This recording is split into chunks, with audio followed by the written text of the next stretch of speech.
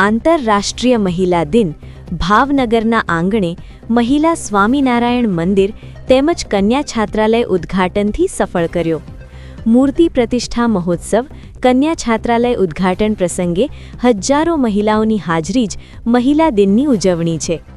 ભાવનગરના આંગણે પ્રવેશ દ્વારે આવેલ ચિત્રા માર્કેટિંગ યાર્ડ સામે મુખ્ય સ્વામિનારાયણ મંદિર નિર્માણ થઈ રહ્યું, ત્યાં માત્ર એક વર્ષમાં ગુજરાતનું સૌથી મોટું નજરાણું એટલે નૂતન મહિલા સ્વામિનારાયણ મંદિર પૂર્ણ કરી સાથે કન્યા છાત્રાલયનું ઉદ્ઘાટન, જ્યાં કોલેજ કરતી દીકરીઓને રહેવા જમવા સહિત ફ્રી સુવિધા, સંસ્કાર સાથેનું શિક્ષણ, સંસ્કાર સાથેનું નારી ઘડતર દેશની સન્નારીઓ, સમાજની શોભા બનશે। ત્યારે આ સોપાનને ખુલ્લું મૂકવાનો દિવસ પણ આંતરરાષ્ટ્રીય મહિલા દિન હોય ત્યારે ભાવનગર માટે ગૌરવની વાત કહેવાય।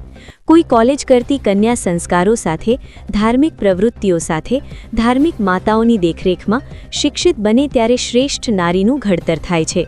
દેશને માતા જીજાબાઈ કે રાણી લક્ષ્મીબાઈ જેવી દેશનું ગૌરવ બની દેશ વિદેશમાં નામના મેળવે એવા એક સમૂહનું નિર્માણ થતું હોય, તેનો પ્રારંભ મહિલા દિનના દિવસે થાય ત્યારે ભાવેનાનું ગૌરવ કહેવાય।